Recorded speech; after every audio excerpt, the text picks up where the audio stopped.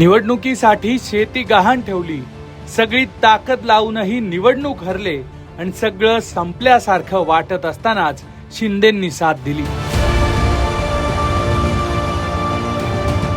कार्यकर्ता पक्ष कोणताही असो त्याला मोठं करणारा कार्यकर्ता असतो.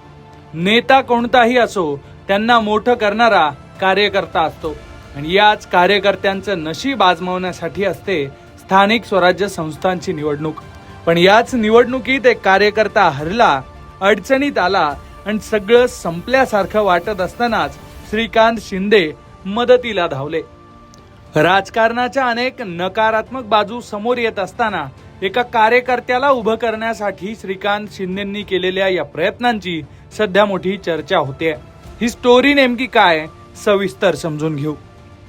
हा आहे भोकर तालुक्यातला एक निष्ठावंत शिवसैनिक माधव वडगावकर. शिवसेनेचे तालुका प्रमुख म्हणून ते पक्षासाठी मरमर करणारे एक कार्यकर्ते आहेत. झालं असं की माधव वडगावकर यांच्या पत्नी लक्ष्मी वडगावकर या भोकर नगर परिषद निवडणुकीसाठी वार्ड क्रमांक 2 मधून उभ्या राहिल्या. 2025च्या या नगर परिषद निवडणुकीत आपल्या पत्नीला निवडून आणण्यासाठी माधव वडगावकरांनी सगळी ताकद लावली. बैठका, रॅली, सभा आणि सगळ्या रणधुमाळीत त्यांचा मोठा खर्च झाला आणि येऊ नये ती वेळ आली आणि पैशांसाठी माधव वडगावकरांनी आपली रोडवर असलेली जमीन गहाण ठेवली. पण एवढं सगळं करूनही माधव वडगावकर यांच्या पत्नीचा अगदी थोड्या मतांनी पराभव झाला. निवडणुकीत एवढा खर्च करूनही पराभव झाल्यानं माधव वडगावकर खचले. पण पक्षाशी असलेली निष्ठा त्यांनी कायम ठेवली आणि याच निष्ठेची जाण पक्षानंही ठेवली. काही दिवसांपूर्वी हिंगोली जिल्ह्यात शिवसेनेची आढावा बैठक सुरू होती.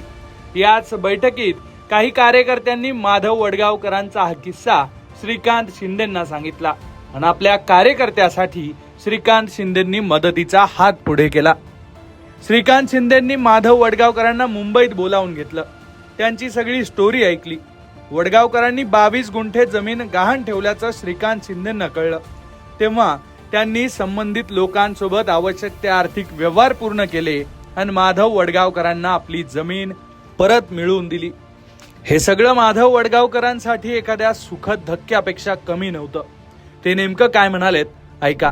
2025च्या नगरपालिका निवडणुकीमध्ये माझी पत्नी सौ लक्ष्मी महादेव जाधव ही प्रभाग क्रमांक 2 मधून शिवसेनेतर्फे उभी होती.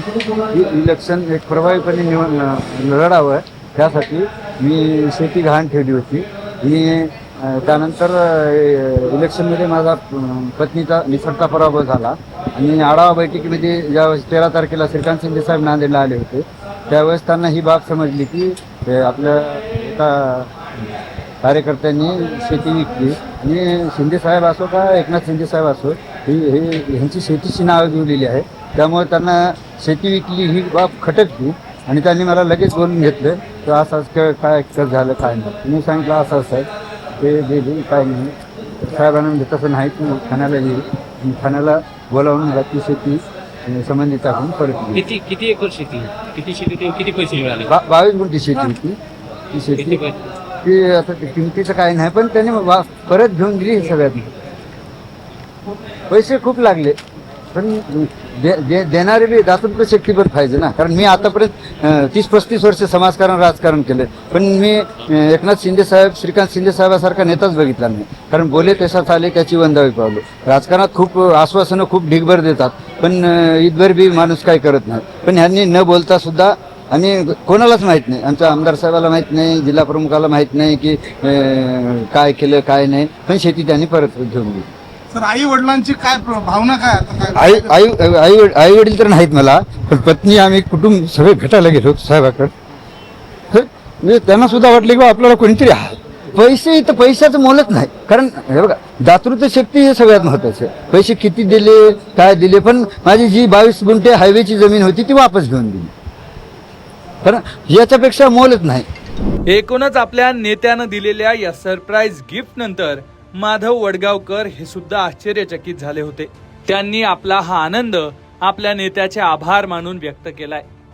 पण दुसरीकडे वेगवेगळ्या पक्षात काम करणाऱ्या पक्षनिष्ठ आणि इमानदार कार्यकर्त्यांना असाच न्याय मिळाला तर हळूहळू बिघडलेल्या राजकारणाचा गाडा पुन्हा सुरळीत होईल अशी आशा आता सर्वसामान्यांकडून व्यक्त केली जाते.